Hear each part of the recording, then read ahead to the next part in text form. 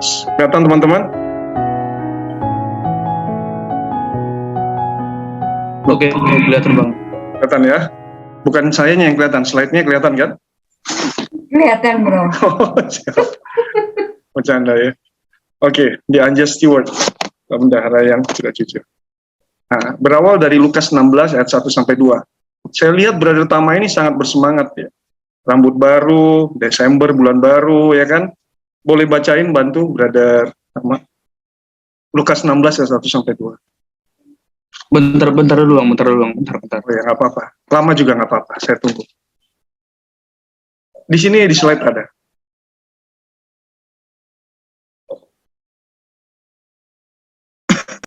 Oh, yang di slide aja Bang ya? Ya, di slide ada. Oke, Lukas 16 ayat 1 sampai 2. Perumpamaan tentang bendahara yang tidak jujur. Dan Yesus berkata kepada murid-muridnya, ada seorang kaya yang mempunyai seorang bendahara. Kepadanya disampaikan tuduhan bahwa bendahara itu mengamburkan miliknya. Ayat 2. Lalu ia memanggil bendahara itu dan berkata kepadanya, apakah yang kudengar tentang engkau? Berilah pertanggungjawab atas urusanmu, sebab engkau tidak boleh lagi bekerja sebagai bendahara. Amin. Terima kasih Brother Tama atas Sorry bacaannya. Bang, itu jelas nggak Bang? Oh, jelas sekali, luar biasa. Soalnya nggak terlalu oke lah membaca Bang. Mantap, terima kasih ya Brother Tama. Nah, Oke, ini Bang. dalam perumpamaan ini, teman-teman boleh lihat ya, tidak ada background. Biasanya kan ada background Tuhan Yesus lagi ngapain, lagi makan apa segala macam. Tetapi di dalam ayat di dalam Lukas ini dikatakan langsung Yesus mengatakan kepada murid-muridnya, yaitu perumpamaan tentang bendahara yang tidak jujur. Yang tadi sudah dibacakan dan kita bisa baca dan sudah dibacakan oleh Brother Tama tadi. Ada orang kaya, dia mempunyai seorang bendahara. Kemudian tuh dia bilang apa? Wah, ini bendahara ini hamburkan miliknya, artinya menghabisin kan ya. Ya. Jadi lalu dia panggil dan berkata padanya, apakah yang kudengar tentang engkau? Berikan dong pertanggungjawaban atas urusanmu, sebab engkau tidak boleh lagi bekerja sebagai bendahara. Nah, ini ibarat di dalam perusahaan, ini SP3 langsung diaudit, SP3 langsung teman-teman. Bagi yang pernah bekerja ya di kantor. Ini diaudit, dipanggil, diaudit, tapi periksa, tapi langsung SP3 karena engkau nggak boleh lagi bekerja sebagai bendahara katanya. Baru dengar tapi belum apa-apa, tapi sudah dikatakan begitu, kira-kira gitu ya teman. Jadi, nah bagaimana respon bendahara ini? Apakah dia memberikan bukti-bukti? Kita baca di dalam Lukas 16 ayat 3. Boleh sisa nih bacakan?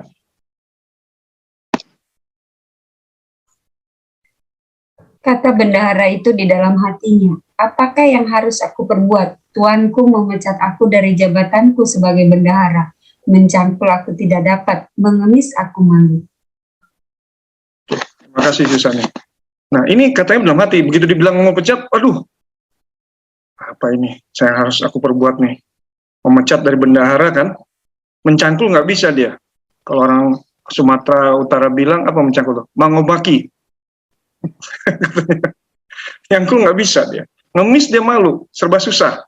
Artinya bendahara ini biasanya apa? Make easy money. Easy money dari mana? Mungkin dari ya seperti yang dituduhkan tuannya, menghamburkan milik tuannya. Jadi dia nyangkul nggak bisa, ngemis dia malu, gengsi dong, ya kan? Bendahara bagus. Jadi ini yang dilakukan. Apa? Dia mikir apa yang akan dilakukan kira-kira. Ya, mari kita lihat ayat berikutnya di dalam Lukas 16 ayat 4 sampai 7.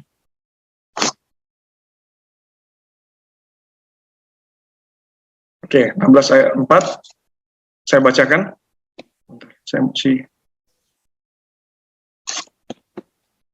lihat ya teman-teman. Tutupan soalnya. Oke. 16 ayat 4, aku tahu apa yang akan aku perbuat supaya apabila aku dipecat dari jabatanku sebagai bendahara, ada orang yang akan menampung aku di rumah mereka. Kemudian, lalu ia memanggil seorang demi seorang, berarti bukan satu ya, tapi banyak. Memanggil seorang demi seorang yang berhutang kepada tuannya, katanya kepada yang pertama, berapakah hutangmu kepada tuanku? Jawab orang itu, 100 tempayan minyak. Lalu katanya kepada orang itu, inilah surat hutangmu, duduklah dan buat surat hutang lain sekarang juga, 50 tempayan, diskon 50%. Kemudian berikutnya, kemudian berkata yang pada yang kedua, dan berapakah hutangmu? Jawab orang itu 100 pikul gandum. Saya sih nggak terlalu tahu berapa tempayan banyaknya itu dan berapa pikul gandum itu. Tapi dia katakan kepada orang itu, katanya kepada orang itu, inilah surat hutangmu, buatlah surat hutang lain 80 pikul, diskon 20%. Ini udah kayak apa ya, sale of Christmas. Apakah karena dia baik hati, dikasih 50%, kemudian 20%, 50%, 20%. Kita balik ke ayat 4 tadi. Ternyata dia pintar. Dia apa? Dia bikin orang, dalam tanda kutip, berhutang budi. Dia bikin surat hutang, dia panggil orang yang berhutang semua, dia katakan, udah bikin aja yang baru semua. Yang cepet 100 jadi 50. Yang yang 100 pikul gandum menjadi 80 saja. Karena apa? Karena dia ingin apa?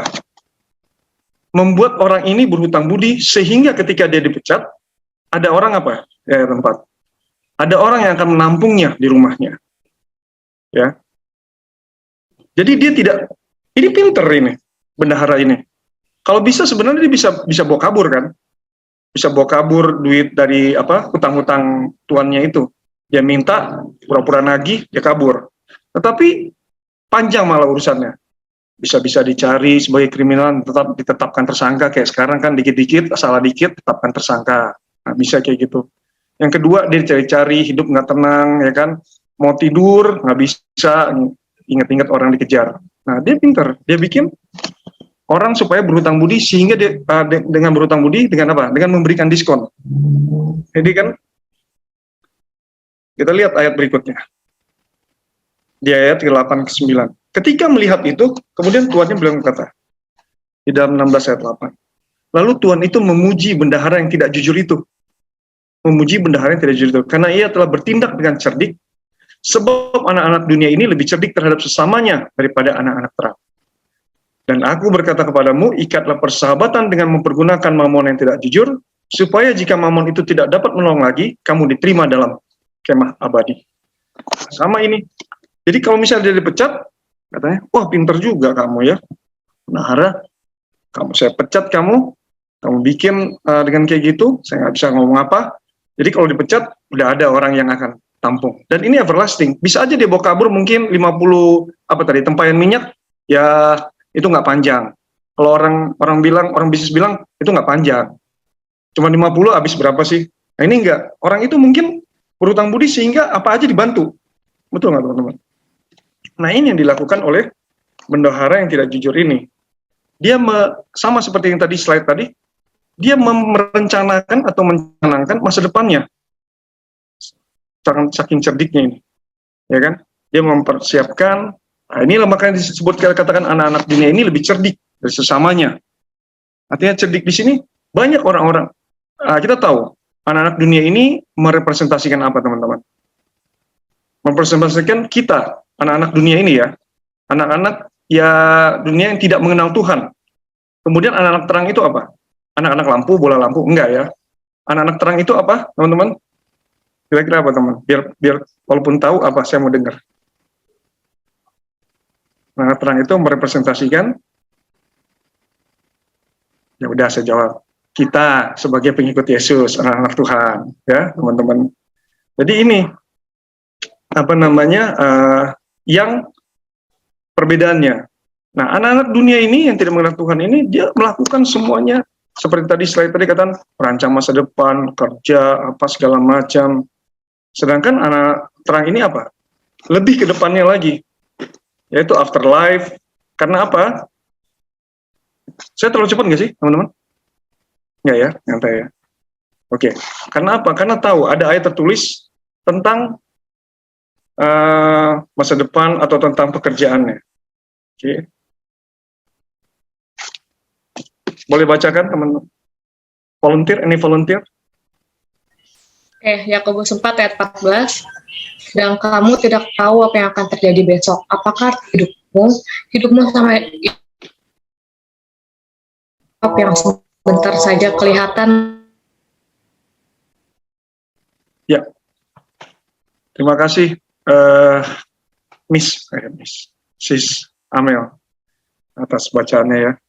Nah, sama katanya apa? Kita nggak tahu. Orang dunia boleh merencanakan semua. Mungkin mereka bukan berarti salah ya. Study harder. Mereka merencanakan ini, planning itu. Nanti mungkin perusahaan mau bikin ini, beli rumah besar, segala macam. Tapi padahal kita tahu sebagai anak terang bahwa apa? Kita nggak tahu apa yang terjadi besok. Ya kan? Hidup ini seperti uap. Ada satu lagu favorit saya. Ada kayak hand mime. Kalau teman-teman tahu ada hand mime itu kayak pantomim, cuman pakai tangan doang gini. Nah, waktu itu saya pernah lihat waktu acara tahun baru di gereja. Saya lihat hand mime ini lagunya itu lagu Casting Crowns. Mungkin teman-teman pernah dengar.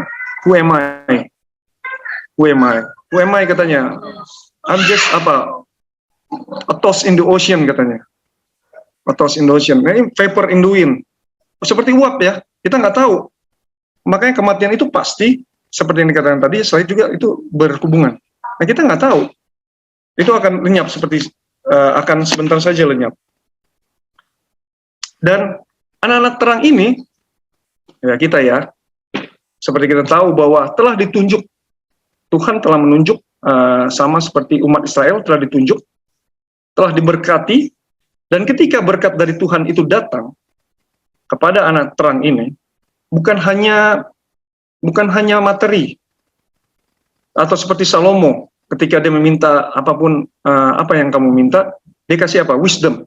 Bukan hanya wisdom, tetapi apa? Semua kekayaan materi. Ya. Dan kita bisa lihat di dalam, dia sudah dipilih. Di dalam Kejadian 12 ayat 2-3.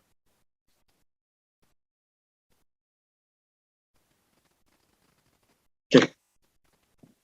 Kejadian 12 ayat 2-3. Boleh bacain Sis Helen? Kejadian 12 ayat 2 dan 3. Aku akan membuat engkau menjadi bangsa yang besar dan memberkati engkau serta membuat namamu masyhur dan engkau akan menjadi berkat. Aku akan memberkati orang-orang yang memberkati engkau dan mengutuk orang-orang yang mengutuk engkau. Dan olehmu semua kaum di muka bumi akan mendapat berkat. Yes, terima kasih, Sis Helen. Lihat perbedaannya.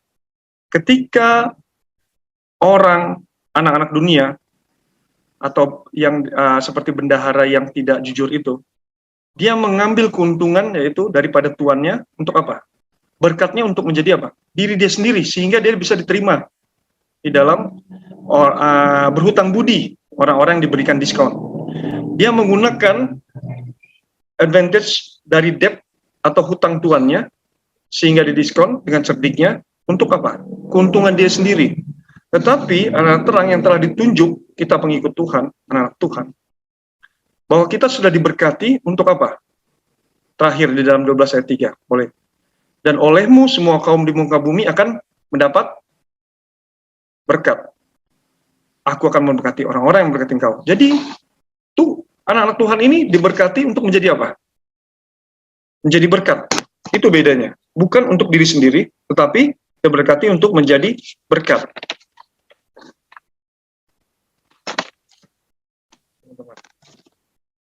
Oke, kita kembali lagi dalam parabel tadi. Berikutnya, tetapi ketika menjadi berkat itu, bagaimana sih kita membagi berkat itu? Ketika kita diberkati dan menjadi berkat, itu apa yang diajarkan di dalam, atau apa yang tertulis di dalam Alkitab? Kita lihat di dalam Lukas 12 ayat 33. Lukas 12 ayat 33. Mana pencetannya? Oh ya. Juallah segala milikmu dan berikanlah sedekah. Buatlah bagimu pundi-pundi yang tidak dapat menjadi tua, suatu harta yang di surga yang tidak akan habis, yang tidak dapat didekati pencuri dan yang tidak dirusakkan gengat.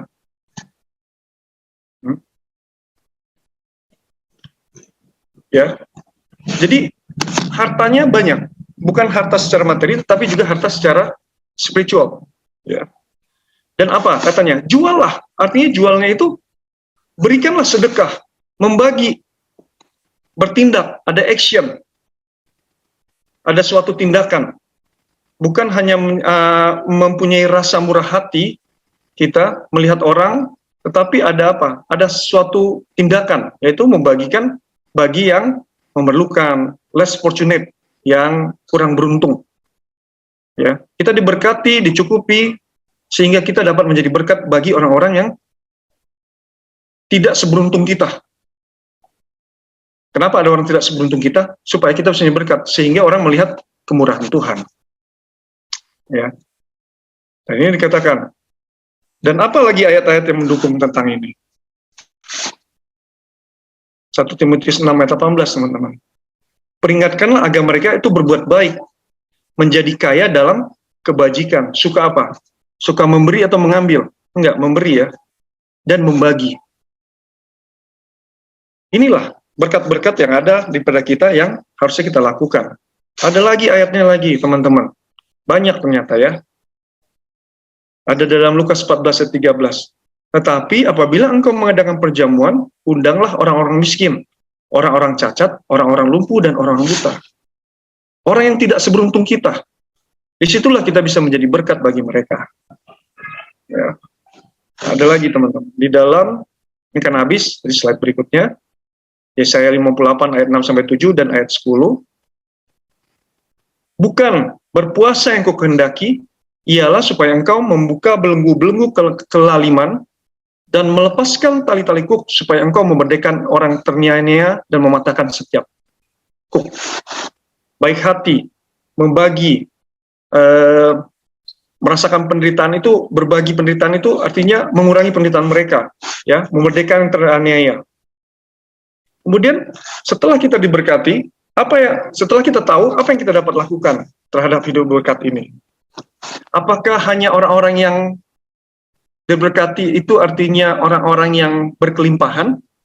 Apakah ada levelnya atau tiringnya atau tiering ya teman-teman? Misalnya level UMR ke bawah nggak usah, nggak bagi nggak apa-apa. UMR ke atas harus berbagi. Kira-kira gitu nggak teman-teman dalam hal berbagi? Atau ada batasannya nggak? Kalau lu income-nya UMR ke bawah, kayak di sekarang Bandung lagi demo nih, UMP-nya naiknya dikit, jadi buru-buru pada turun semua. Nah kalau misalnya UMR ke bawah nggak berbagi nggak apa-apa, nggak usah kasih secara materi nggak apa-apa lah, cukup doa aja, kemudian kita berdoa sama-sama cukup, gitu nggak teman-teman? Nggak ya? Nggak ada yang mau jawab dong.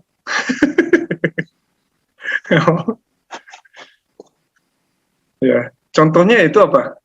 Janda miskin, teman-teman. Ya enggak? Janda miskin memberi hampir seluruhnya kali, atau seluruhnya kali ya. Dia berikan seluruhnya. Apa yang dia miliki. Secara percentage itu, kalau misalnya punya 100 perak, bukan 20%, 30%, hampir 100%, mungkin 100% lagi. Apa yang dia punya. Jadi bukan berarti hanya orang yang berkecukupan saja sehingga bisa menjadi berkat. Saya banyak cita-cita dulu, kan pernah saya berdoa sama Tuhan. Tuhan, kalau saya proyek ini selesai, Tuhan, saya mau berbagi, Tuhan. Tapi kalau tidak kena proyeknya, nggak mau berbagi. Kira-kira gitu nggak? Enggak ya. Tetap. Nah, dalam hal berbagi ini, dikatakan bahwa itu contohnya. Janda miskin tadi, dia memberi dari hampir segala kepemilikannya. Jadi teman-teman, kita bisa melakukan sesuatu, apakah kita budgetkan. Sebenarnya anak-anak Tuhan ini nggak perlu financial planner. Nggak perlu financial planner. Karena apa? Sudah dikatakan untuk memberikan effort dalam berbagi, sehingga kita apa? Menghitung semua pemasukan kita, apa yang bisa kita sisihkan untuk berbagi, ya kan? Apakah melalui persembahan, apakah melalui perpuluhan, ya kan? Itu kan berbagi. Apakah kita udah biasa menyisihkan, itu sudah terbiasa anak-anak Tuhan. Nah, apalagi nanti kalau ketika kita akan membuat suatu effort ketika kita menetapkan hati kita untuk berbagi, kita akan apa? Planning. Kira-kira dapat ini, kita mau ngapain, ini bisa berbagi, apa yang kita bisa lakukan. Sehingga kita menjadi apa? Financial planner mungkin dengan sendirinya, kemudian kita bisa menjadi berkat bagi orang lain. Oke. Daripada kita nabung, soalnya gini teman-teman, ada orang nabung buat beli tas, ada nggak? Bisa. Oke lah, let's say nggak beli tas lah, beli apalah, liburan lah. Ada orang nabung buat beli rumah sih ya, ada ya. Terus ada buat upgrade mobil misalnya, atau buat liburan mau ngunjungin si Saniah ke Bali, ya nggak salah juga sih. Cuman nggak salah juga sih. Cuman artinya kita bisa menyisihkan itu sebenarnya dan membaginya untuk menjadi hal-hal yang lebih baik, yaitu menjadi hal berkat bagi orang. Setuju nggak teman-teman? Jempolnya dong kalau setuju. Setuju Kita Bang. mau lihat. Oke, satu doang nih. Oke. Nah, kita lanjutkan pelajarannya. Iya, jempolnya 2. Nggak apa-apa. Ini bukan pilkada, jempol, nggak apa-apa. Ya. Dan apakah berkat itu hanya materi saja, teman-teman? Kembali, yang kita bagi itu apakah hanya materi saja? Ya, itu penting. Kita bisa berbagi sama orang. Dan ingat, bahwa ada apa? Ada sesuatu juga yang harus kita sampaikan, itu kabar baik. Kabar baik itu apa? Dari Injil, yaitu kabar keselamatan. Berikutnya, ini dia, lupa. Sebelum kamu coba bagi roti yang lapar ya, membawa ke rumah orang miskin yang tak punya rumah, artinya berbagi. Vers 16 ayat 15. Ini dia berbaginya. Bukan hanya berbagi secara materi, tetapi berbagi secara spiritual. Bahwa kita sudah diberkati. Apa berkat yang kita sudah dapat? Bahwa kita tahu kita mendapatkan keselamatan. Kita ada juru selamat. Bahwa kita merasakan kasih Tuhan di dalam kehidupan kita. Bahwa kita merasa terberkati di dalam kehidupan kita ketika kita mengenal Tuhan Yesus. Bahwa kita mempunyai sukacita, damai sejahtera, ketenangan dalam hidup. Walaupun dalam pergumulan kita dikuatkan. Wah, banyak sekali kalau dihitung-hitung berkat-berkat. Dan inilah yang harus apa? Kita katakan kepada teman-teman. Ya, puji Tuhan, teman-teman kita bisa berkumpul semua di sini untuk belajar bersama, untuk mengenal lagi tentang kebenaran Tuhan. Bersekutu secara pribadi pada Tuhan bersama teman-teman di sini. Nah, sukacita yang kita dapat pada saat ini yang kita bagikan. Itu nggak, teman-teman? Bukan hanya memberi secara materi, tetapi kita bisa beritakan seluruh dunia. Ya, enggak? Seluruh dunia sih, saya belum pernah keliling dunia sih. Kalau lihat mapnya di Google sih pernah. Tapi kan bukan berarti keliling dunia. Artinya beritakanlah Injil segala makhluk. Dan inilah, ceritanya begini. Kalau teman-teman mempunyai suatu kayak gini lah, ibu-ibu tetangga komplek aja dengar misalnya ada orang, denger nggak si Anu gini loh, itu bisa diberitakan teman-teman. Dengar loh itu tukang sayur itu pelit. Nah misalnya tukang sayur pelit, satu komplek tahu tukang sayur itu pelit. Ya, nah ini kita ada sukacita. Sama kayak kita misalnya ponakan baru lahir kata apa, kita bagikan semua. Nah ini ada kabar keselamatan yang kita dapat. Nah inilah yang kita bisa bagikan sehingga orang mempunyai berkat yang sama kepada kita. Bukan hanya sebagai berkat materi, tapi berkat mengenal Tuhan Yesus sehingga mereka mempunyai pengharapan, mempunyai suatu kekuatan. Saya dikuatkan loh pertama kali bergabung dengan Die Promise Community. I was mungkin at the lowest point of my life. Kemudian saya datang diajak sama Sis Tesil, datang, kemudian dengar, dikuatkan, Tuhan, ya kan? Kita bersama-sama, walaupun belum pernah ketemu, tapi ketemu di Zoom, pasti nggak berubah lah ya. Saya nggak pakai filter, memang udah begini bentuknya. Kan banyak filter jahat sekarang, filter jahat. Saya berubah, ya. Nah inilah jadinya yang kita berkat. Dan berikutnya adalah kita lanjutkan. Oke, baik lagi. Itu terakhir ternyata teman-teman. Ternyata nggak terasa saya ngobrol. Ternyata inilah yang terakhir kita. Oke, bagaimana kita bisa melakukan hal-hal kayak seperti itu? Kita kan banyak melakukan hal-hal yang setiap harinya. Kita kan sebagai orang Kristen juga melakukan hari demi hari kehidupan kita ya nggak? Betul nggak? Nah kita nggak usah muluk-muluk dulu deh, seperti yang dikatakan ini. Ini kesimpulannya dari perumpamaan yang kita dapat pelajari pada malam ini. Di dalam Lukas 16 ayat 10 sampai 12. Oke. Siapa boleh bacain? Sis Dita lah. Ya, Lukas 16, 10 sampai 12 ya. Yes. Barang siapa setia dalam perkara-perkara kecil, ia setia juga dalam perkara-perkara besar. Dan barang siapa tidak benar dalam perkara-perkara kecil, ia tidak benar juga dalam perkara-perkara besar. Jadi jikalau kamu tidak setia dalam hal mamon yang tidak jujur, siapakah yang akan mempercayakan kepadamu harta yang sesungguhnya? Dan jikalau kamu tidak setia dalam harta orang lain, siapakah yang akan menyerahkan hartamu sendiri kepadamu? Thank you. Puji Tuhan, amin. Ya, jadi dikatakan kesimpulannya apa? Kita nggak usah expect kita lakukan suatu hal yang besar dulu. Tuhan, saya ready Tuhan untuk apa? Melakukan. Saya akan pergi seperti Yunus ke Niniwe. Nggak usah gitu aja dulu. Apa yang kita lakukan hari demi hari bisa menjadi berkat, teman-teman. Ketika kita setia dalam perkara-perkara yang kecil, maka perkara-perkara besar itu datang sendiri. Betul nggak, teman-teman? Pasti teman-teman pernah ngerasain. Sama kayak basket. Nah, kebetulan karena saya hobi basket. Kemenangan suatu tim itu dilihat karena detailnya. Orang bisa bilang, oh semangat, gini macam. Enggak, hal detail itu penting di dalam suatu pertandingan. Nah ini dia, dalam perkara kecil ini penting, teman-teman.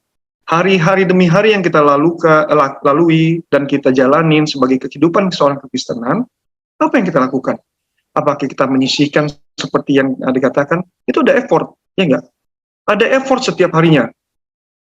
Dan hal kecil seperti datang di komunitas seperti ini untuk berbagi, kita meluangkan waktu kita di dalam segala kesibukan kita bisa berdoa, kita saling disapa aja. Saya disapa si Sania tadi senang, halo brother Hanafi, oh senang saya, ya kan? Ya kan? Disapa satu sama lain, artinya kita saling care. Itu hal kecil, tapi penting, teman-teman. Dan inilah hal kecil yang dapat kita lakukan untuk menjadi berkat. Sehingga hal-hal besar itu akan datang pada kita. Kita nggak usah expect untuk gede-gede langsung, enggak. Jadi, biarlah kita menjadi orang Kristen yang setia di dalam kehidupan kita hari demi hari. Setuju nggak, teman-teman? Sehingga kita bisa, seperti yang dikatakan tadi, bukan seperti bendahara yang tidak jujur itu, yang menggunakan, tuannya, untuk kepentingan dia. Tetapi biarlah kita seperti anak-anak Tuhan yang diberkati kecukupan secara materi, sukacita, kedamaian, punya pengharapan, segala macam. Tetapi kita sebagikan itu. Dan kita bisa menjadi berkat hari demi hari. Makanya biarlah kita setiap hari bisa menjadi berkat. Walaupun kecil, walaupun hanya senyum, mungkin bisa bikin orang senang, ya enggak? Tapi jangan senyum sendiri tengah jalan maksudnya, atau tepi jalan, jangan. Ya senyum, say hi, atau gimana, say hi di WhatsApp, hey gimana, di Die Promise Community yang di Telegram, ketika orang ngomong, halo selamat pagi, good morning, gitu kan, tapi semua diem. Saya morning juga, jadi semangat juga kita. Hal kecil seperti itu, boost our energi, kadang-kadang ada orang merasa dikuatkan, seperti itu. Dan biarlah kita bisa membagikan juga kabar keselamatan ini. Jadi ingat teman-teman, apa yang kita pelajari daripada pelajaran perumpamaan pada malam ini, itu apa? Kita bisa berkat bagi apapun, bukan hanya materi, tapi menjadi spiritual. Baiklah kita bisa membagikannya, sehingga sekeliling kita tahu, si Sani ini, wah orangnya luar biasa. Walaupun nggak susah, apa segala macam, ada pergumulan, tapi sukacita, karena Tuhan kuatkan. Si Cecil ini, wah luar biasa dia. Walaupun lagi sibuk, sempat datang untuk berbagi juga. Sis Dita ini luar biasa, persistence dia. Betul. Sis Amel juga katanya. Walaupun lagi di luar, habis ngajar, tetap datang loh, saya lihat. Kan hal-hal kayak gitu menguatkan kita satu sama lain. Sis Helen juga. Ya enggak? Selalu ada. Silent reader, tapi ada terus. Ya, istilahnya gitu. Brother Pascal juga. Dia kan temanya tema Sinterklas. Orang nggak pakai topi, tapi dia pakai janggut Sinterklas. Ya kan? Pas. Semoga kita bisa menjadi berkat ya teman-teman. Ya, di dalam spiritual kita, dalam materi kita. Dan ini dapat kita belajar dari perumpamaan pada malam ini. Tuhan memberkati teman-teman.